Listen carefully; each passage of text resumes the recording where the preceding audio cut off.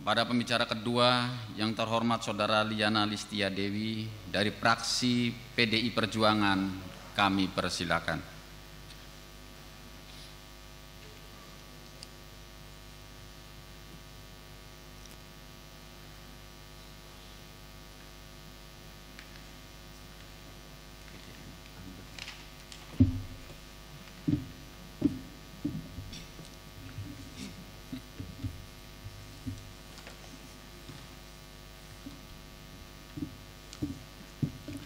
Bismillahirrahmanirrahim.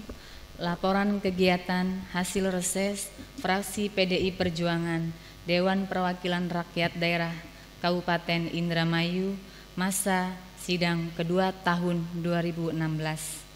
Assalamualaikum warahmatullahi wabarakatuh. Merdeka!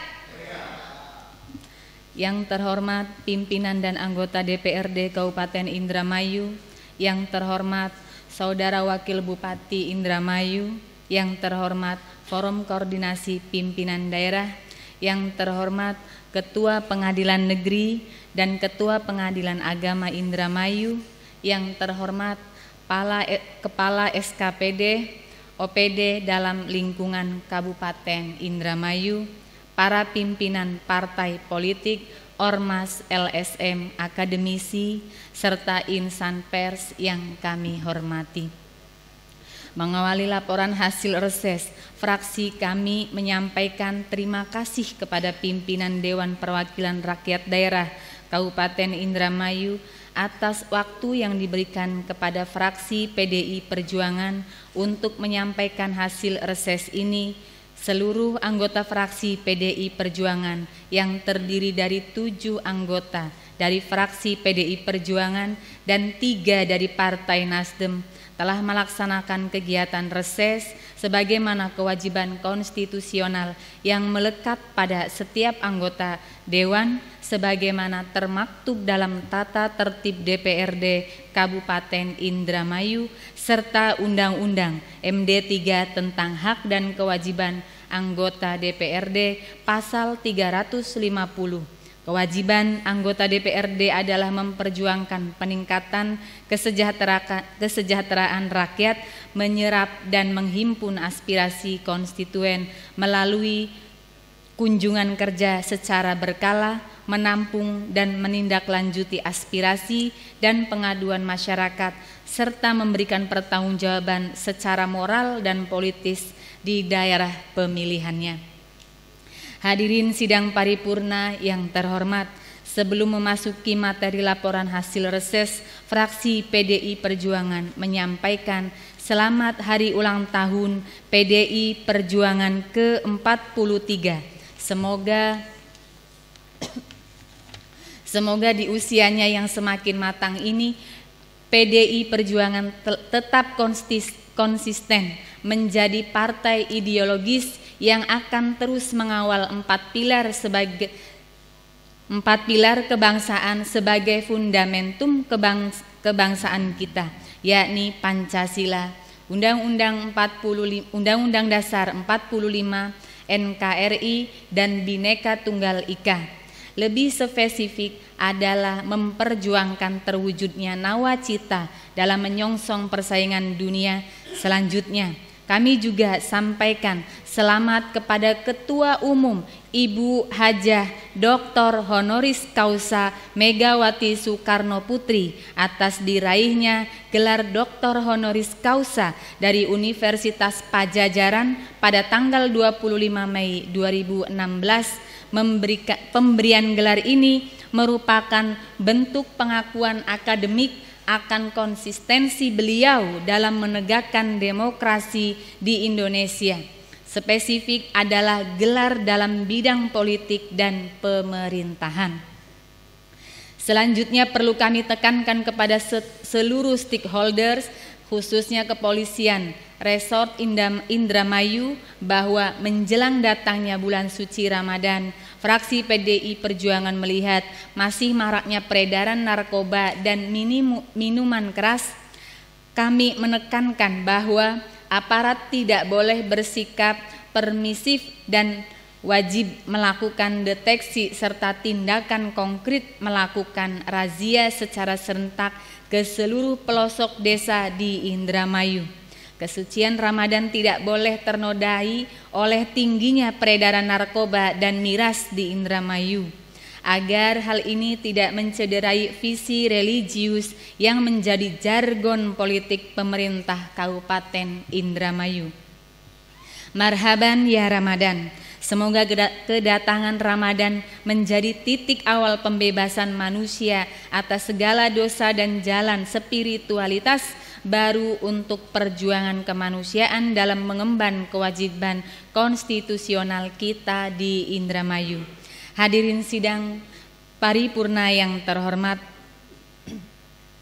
sebagaimana hasil reses yang dihimpun dari yang terhormat para anggota fraksi PDI Perjuangan dan dilaporkan dalam rapat paripurna anggota Dewan Perwakilan Rakyat Daerah pada siang ini, dengan ini kami sampaikan beberapa hal yang menurut pandangan kami sangat perlu kiranya untuk disikapi. Laporan reses anggota fraksi PDI Perjuangan kami rangkum dalam beberapa masalah strategis berikut ini. 1. Perencanaan pembangunan. Terkait dengan pelaksanaan Musrenbang, fraksi PDI Perjuangan mendorong agar pelaksanaan Musrenbang di semua jenjang harus melibatkan anggota DPRD pada tingkat dapil dan seluruh anggota DPRD dalam skala kabupaten. Semangat Musrenbang dilaksanakan guna menampung dan menetapkan kegiatan prioritas sesuai kebutuhan masyarakat yang diperoleh dari musyawarah perencanaan yang sesuai dengan kebutuhan setiap desa atau kecamatan. Perlunya Musrenbang dilakukan adalah guna menetapkan kegiatan yang dibiayai melalui APBD maupun sumber pendanaan lainnya. Fungsi melibatkan anggota DPRD dalam kegiatan Musrenbang adalah agar terjadi sinkronisasi antara program yang termuat dalam dokumen Musrenbang dengan kegiatan reses yang dilakukan anggota DPRD agar melaksanakan kegiatan di tingkat desa dapat terkontrol secara baik.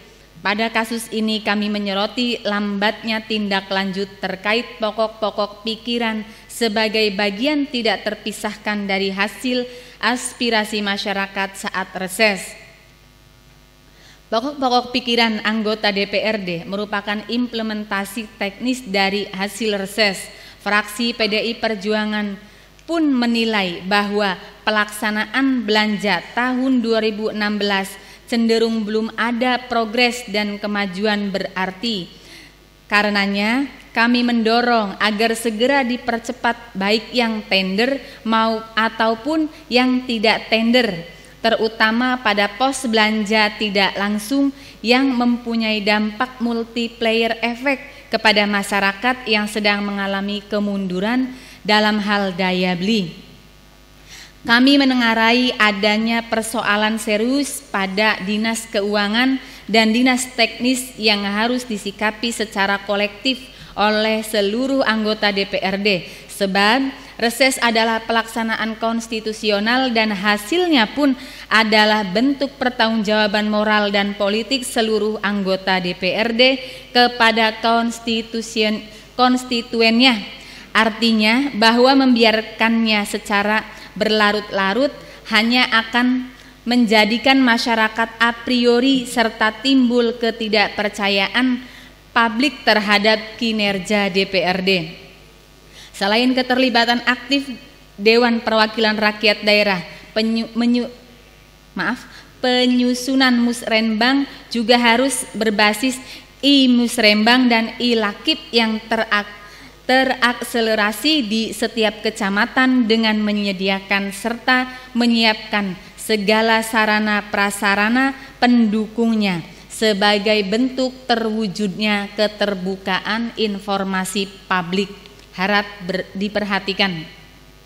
Hadirin sidang paripurna yang terhormat, fraksi PDI Perjuangan menilai bahwa persoalan perencanaan yang buruk juga berimplikasi pada tingginya angka kemiskinan, tingginya tingkat pengangguran, rendahnya lapangan kerja, lingkungan yang rusak, penegakan hukum yang diskriminatif, pelayanan yang tidak optimal, daya saing yang rendah, dan menciptakan bad government atau KKN yang hanya menghasilkan oligopoli di Indramayu. Persoalan selanjutnya adalah terkait dengan perubahan proses peninjauan kembali rencana tata ruang dan tata wilayah RT/RW kabupaten agar sinkron dengan rencana pembangunan jangka menengah daerah RPJMD 2016-2021. Karena rencana tata ruang dan tata wilayah merupakan pijakan RPJMD. Hadirin sidang paripurna yang terhormat. Selain itu, bahwa buruknya perencanaan juga ada pada sektor pengelolaan pantai. Luas pantai Indramayu sepanjang 114 km belum dioptimalkan untuk menggerakkan perekonomian masyarakat seperti membuka ruang investasi untuk pembangunan pelabuhan batubara dan pelabuhan perikanan. Menurut kami solusinya adalah dengan membuka masuknya investasi dalam membangun kawasan industri di sepanjang jalur pantai utara. Selanjutnya, kami juga menyoroti terkait revitalisasi pendataan aset milik pemerintah daerah Kabupaten Indramayu. Inventarisasi aset terdiri atas dua aspek, yaitu inventarisasi fisik dan yuridis legal. Inventarisasi yang kami maksud adalah melakukan perhitungan, pengurusan, penyelenggaraan, pengaturan, pencatatan data dan pelaporan barang milik daerah dalam unit pemakaian sesuai dengan Peraturan Menteri Dalam Negeri Nomor 17 Tahun 2007. Adapun pengertian barang milik daerah sebagaimana yang diatur dalam pasal 3 butir 1 huruf A, B dan butir 2 huruf A, B, C, D Peraturan Menteri Dalam Negeri Nomor 17 Tahun 2007 tentang pedoman teknis pengelolaan barang milik daerah, bahwa barang milik daerah adalah barang yang dibeli atau diperoleh atas beban APBD, barang yang berasal dari perolehan lainnya yang sah. Barang sebagaimana dimaksud meliputi 1. Barang yang diperoleh dari hibah atau sumbangan sejenisnya.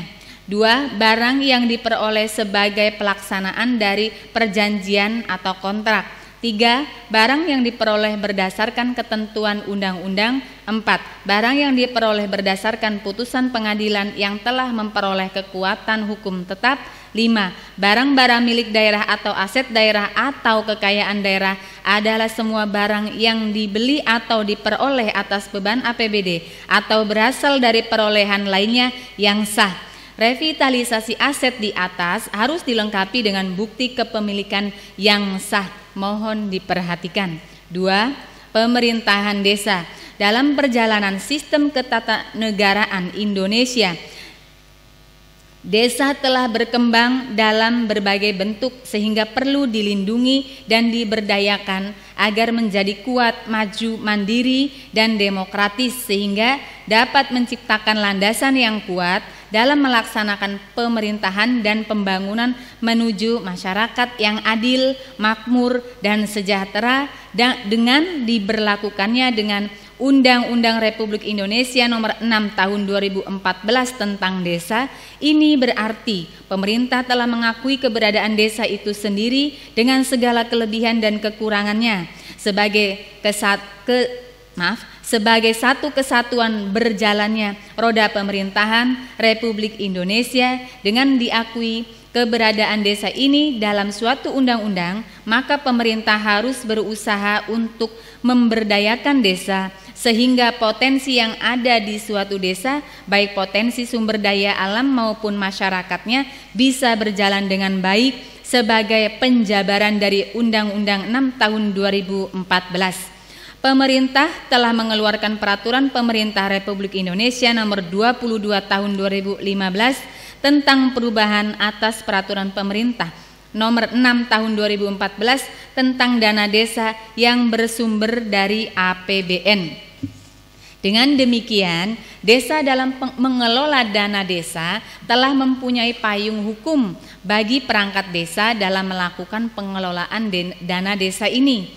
Peraturan Pemerintah Republik Indonesia Nomor 6 Tahun 2014 tentang dana desa yang bersumber dari APBN itu dijelaskan di dalam pasal 2 dari isi peraturan pemerintah tersebut. Dana desa dikelola secara tertib, taat pada ketentuan peraturan perundang-undangan, efisien, ekonomis, efektif, transparan, dan bertanggung jawab dengan memperhatikan rasa keadilan dan kepatutan serta mengutamakan kepentingan masyarakat setempat.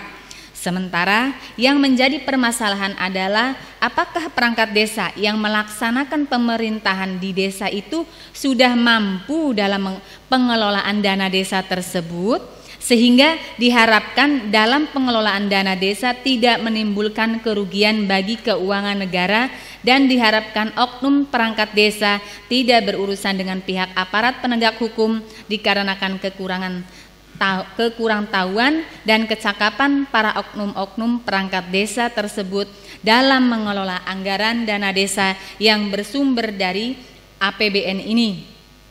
Fraksi PDI Perjuangan menemukan masih adanya beberapa hal permasalahan yang kerap terjadi di dalam pengelolaan dana desa di beberapa desa di Kabupaten Indramayu, antara lain: 1. Program dan kegiatan pada RPJMdes, RKPdes, APBdes tidak sesuai dengan aspirasi kebutuhan masyarakat desa. 2. Siklus pengelolaan keuangan desa yang sehat tidak diselenggarakan. 3. Penyusunan laporan penyelenggaraan pemerintah desa dan laporan pertanggungjawaban realisasi pelaksanaan APBdes terlambat dan atau tidak dibuat sama sekali. Hal ini yang menyebabkan terkendalanya pencairan tahap lanjutan. Jelas ini merupakan kelemahan pengawasan dari BPMD dan pendamping desa. 4. Pengelolaan aset desa berupa kantor, tanah desa, peralatan, dan lain-lain tidak sesuai peruntukannya atau salah dalam mengoperasionalkannya, seperti untuk kepentingan pribadi dan lain-lain. 5. Penggunaan kas desa secara tidak sah.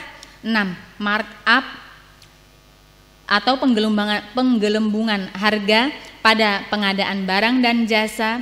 7. Pungutan liar yang tidak sah pada layanan desa yang diberikan kepada masyarakat maupun pungli yang dilakukan oknum pegawai kecamatan sebagai imbal balik dibuatkannya SPJ dan motif lainnya. 8. Pemberian siltap bagi pamong desa tidak transparan. Jumlah anggaran yang tidak simetris dengan data pamong desa. 9. Kinerja pemerintah desa yang buruk. Hal ini dibuktikan dengan efektivitas pelayanan publik di desa yang tersendat. Oleh karena itu, Kuwu dan Pamong sering tidak berada di balai desa saat jam kerja. Artinya adalah reformasi birokrasi di desa sebagai fundamen reformasi birokrasi di kabupaten tidak berjalan. Karenanya, Saudara Bupati harus memberikan sanksi bahkan pemberhentian bagi Kuwu yang tidak komitmen membangun reformasi birokrasi sebagaimana dinyatakan secara tegas oleh Menteri Sosial Republik Indonesia. Persoalan-persoalan di atas muncul hampir serentak di mayoritas desa di Kabupaten Indramayu. Terakhir yang sedang ramai dipublikasi media adalah soal dugaan penyelewengan dana desa yang terjadi di Desa Temiang Sari, Kecamatan Kroya, untuk mengatasi atau mengurangi segala permasalahan dalam mengelola dana desa. Fraksi PDI Perjuangan memandang perlu dilakukan monitoring dan evaluasi secara konkret dan berkala dari instansi terkait agar potensi terjadinya penyalahgunaan dalam dapat meminimalisir, khusus bagi aparat penegak hukum, agar juga melakukan sosialisasi serta tindakan hukum yang ofensif agar penyelewengan dana desa tidak terjadi lebih banyak lagi. 3. Infrastruktur.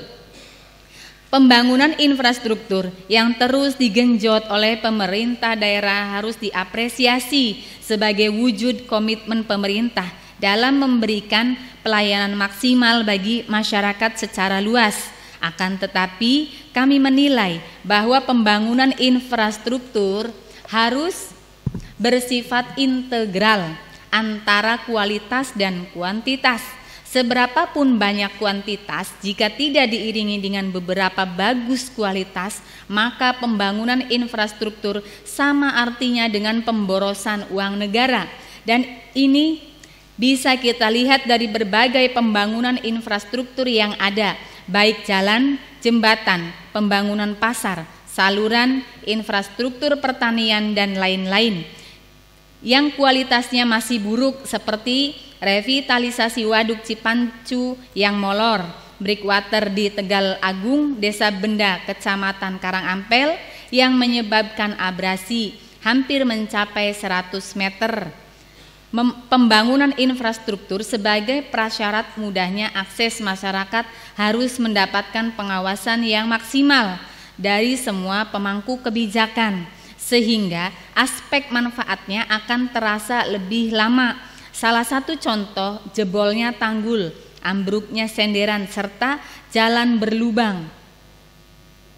Sebagai efek dari tingginya curah hujan akhir-akhir ini, seperti ambrolnya TPT sepanjang 1 km di Desa Arahan Lor yang baru selesai pembangunannya bulan November 2015 yang lalu. Kejadian serupa juga terjadi di Blok Kuburan dan Blok Rawabaya, Tegal Sembadra, Kecamatan Balongan. Mohon diperhatikan, breakwater di Tegal Agung, Desa Benda, Kecamatan Karangampel, abrasi hampir mencapai 100 meter. Dan Jalan Sukram menuju Cilandak sudah rusak total, serta Jalan Sukram menuju Tegal Taman tolong diperhatikan. 4. Pertanian. Indramayu selama ini dikenal dengan lumbung padi Jawa Barat dengan produksi sekitar 1,3 juta ton lebih.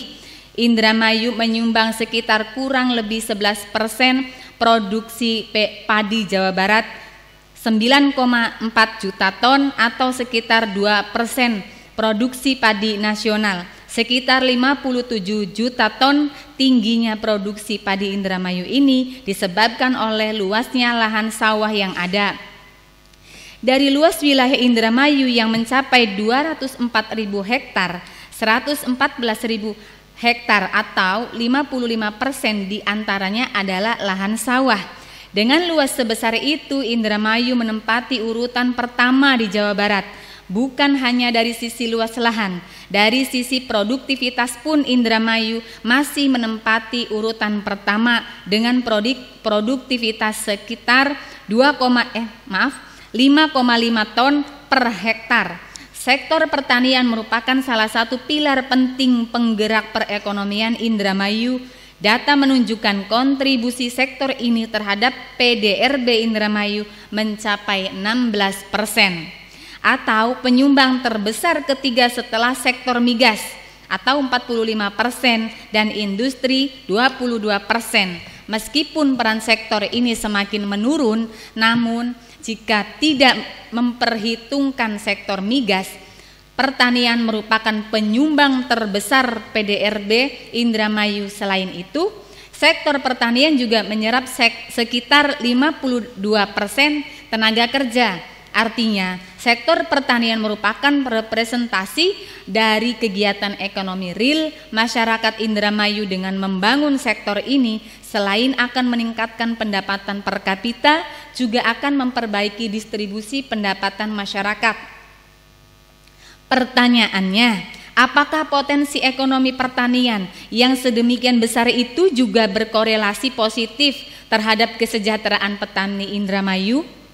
Persoalan pertanian di Indramayu yang sudah menjadi laten seperti buruknya infrastruktur pertanian, minimnya peran pemerintah dalam membangun keekonomian pasca produksi pertanian, serta minimnya peranan pemerintah dalam mengentaskan petani dari jerat ekonomi rente dari para pemilik modal. Karenanya fraksi PDI Perjuangan menilai peningkatan infrastruktur baik dalam bentuk waduk, penyimpanan maupun irigasi harus ditingkatkan dari sisi kualitas dan kuantitasnya. Peningkatan infrastruktur ini terutama diarahkan untuk mengatasi persoalan debit air yang berkurang pada musim kemarau dan berlebih pada saat musim penghujan.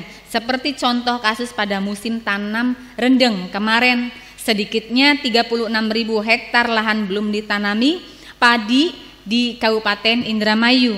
Pasokan air yang kurang dan juga berlebih menjadi penyebabnya. Berdasarkan hasil kunjungan kerja reses, fraksi kami mendapatkan gambaran bahwa realisasi tanam di Kabupaten Indramayu hanya mencapai kurang lebih 109.000 hektar. Mestinya target tanam harus tembus sebesar 145.000 hektar. Karena basis utama penghasilan masyarakat Indramayu adalah dari hasil pertanian. Ketidaksigapan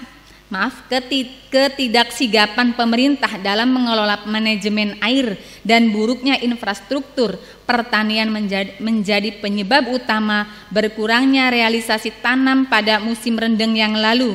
Jika dikalkulasikan maka kerugian petani mencapai angka 23 miliar lebih. Selanjutnya kami mendorong pemerintah daerah turut mengatasi kegagalan pasar yang diakibatkan oleh permainan kotor para tengkulak. Pemerintah harus membuka ruang dialog bagi petani dalam urun rembuk menjaga nilai hasil produksi pertanian dengan membuka ruang informasi seluas dan setransparan mungkin bagi semua pelaku ekonomi. Pemerintah juga harus berinisiatif menjadikan hasil produksi pertanian kita bernilai ekonomi yang tinggi, misalnya dengan pengembangan pertanian organik, pengemasan produk beras kualitas terbaik, pengembangan produk tepung beras untuk suplai industri-industri makanan dan lain-lain. Sebagai ikon pertanian padi Jawa Barat, sudah sepatutnya Indramayu mampu mengembangkan merek sendiri seperti beras Cianjur. Tinggal persoalannya selanjutnya adalah sebagaimana pemerintah daerah dan swasta bersama-sama membangun akses pasar bagi produk-produk pertanian padi Indramayu. Persoalan terakhir adalah bagaimana peranan pemerintah dalam mendukung serta meningkatkan produk hasil pertanian di Indramayu, yakni dengan memberikan akses permodalan bagi petani dengan bunga yang rendah. Selanjutnya, serta spesifikasi fraksi PDI Perjuangan juga menyayangkan mandeknya penyelesaian hukum kasus kedelai di tingkat Kejaksaan Negeri. Hal ini, saya ulangi. Selanjutnya, secara spesifik fraksi PDI Perjuangan juga menyayangkan mandeknya penyelesaian hukum kasus kedelai di tingkat Kejaksaan Negeri. 5. Kesehatan. Pemenuhan hak atas kesehatan itu di dalamnya adalah terkait dengan pelayanan kesehatan sebagai hak dasar semua warga negara. Untuk itu kami menekankan kepada Dinas Kesehatan, rumah sakit daerah serta puskesmas berperan aktif dalam meningkatkan pelayanan dasar kesehatan. Fraksi kami menilai bahwa pembangunan puskesmas pembantu belum secara maksimal dimanfaatkan sehingga hanya menjadi bangunan kosong padahal pembangunannya menelan dana yang besar. Pembangunan rumah sakit kerangkeng yang mangkrak, pembangunan rumah sakit atau klinik ibu dan anak di Jalan DI Panjaitan yang mubazir, serta revitalisasi pembangunan RSUD Indramayu dan RSUD Sentot merupakan pekerjaan rumah bagi pemerintah di bidang kesehatan yang belum tuntas. Hal ini menurut fraksi PDI Perjuangan karena lemahnya perencanaan. 6. Pendidikan. persoalan klasik di dunia pendidikan masih kerap terjadi, di antaranya masalah infrastruktur bagi tingkat SD, SMP, SMA, dan SMK. Suramnya dunia pendidikan juga dikuatkan dengan masih adanya pungutan liar yang masih terjadi di sekolah negeri. Buruknya infrastruktur, bangunan sekolah, serta pungutan liar, entah atas nama pembelian buku wajib atau atas nama study tour, serta ditengarai adanya penyelewengan dana BOS di beberapa sekolah sesuai repot temuan BPK bahwa penyelewengan dana BOS dari level SD sampai SMU SMK mencapai 7 miliar rupiah. Salah satunya terjadi di SD Mundu 1 Karangampel, SMK NU Karangampel, dan lain-lain. Apalagi pemotongan itu ditengarai untuk kepentingan politik dan lain-lain. Hal ini patut kami sayangkan karena merupakan bentuk tindakan yang indisipliner dan keluar dari batas etik penyelenggaraan pendidikan. Ini menunjukkan kegagalan pemerintah dalam mengejawantahkan program KASEP sebagai instrumen penting dari visi remaja. Karena dengan alasan apapun, segala bentuk pungli di sekolah negeri sangat bertentangan dengan perundang-undangan dan ketentuan hukum. Persoalan lainnya adalah terkait dengan kasus Persoalan lainnya adalah terkait dengan kasus amoral, yakni pelecehan seksual dan pemerkosaan yang terjadi di Desa Malangsari dengan korban anak SD kelas 2 sampai kelas 6 dengan jumlah puluhan. Hal ini meninggalkan rasa trauma yang akut bagi siswi sekolah, sementara pengungkapan kasus ini berjalan di tempat. Hadirin sidang paripurna yang terhormat, sebelum kami tutup laporan reses ini, kami juga tekankan kepada pemerintah agar serius mewujudkan janji politiknya terkait pemekaran kabupaten. Karenanya, fraksi PDI Perjuangan mendorong pemekaran Indramayu Barat dan menganggarkannya secara spesifik sebagai konsekuensi dari janji politik Bupati saat kampanye. Selanjutnya, terkait pasca pembongkaran warung di sepanjang Pantura, kami nilai bahwa pembongkaran itu merupakan kegiatan yang latah dan tanpa perencanaan yang matang, baik dari sosial maupun sisi ekonomi. Sebagai bukti, pasca pembongkaran sekarang muncul bangunan atau gubuk-gubuk baru dan lain-lain. Inilah bentuk dari lemahnya perencanaan dan konsekuensi dari kegiatan yang hanya berbasis nilai politis belaka.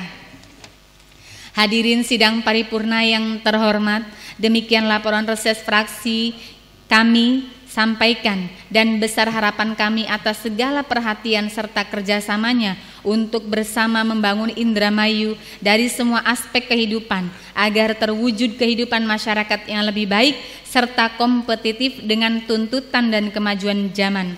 Adapun untuk laporan reses fraksi PDI Perjuangan tiap dapil tidak kami bacakan satu persatu dan akan disampaikan dalam rekomendasi dan menjadi dokumen yang tidak terpisahkan dari laporan secara umum seperti yang kami bacakan tadi.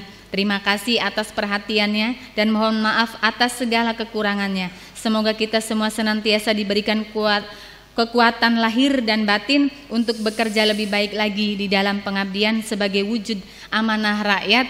Billahi taufik wal hidayah. Wassalamualaikum warahmatullahi wabarakatuh. Merdeka! Indramayu 30 Mei 2016, fraksi PDI Perjuangan DPRD Kabupaten Indramayu, Sekretaris Junedi SPDI ditandatangani, Ketua Junedi ditandatangani, dicap.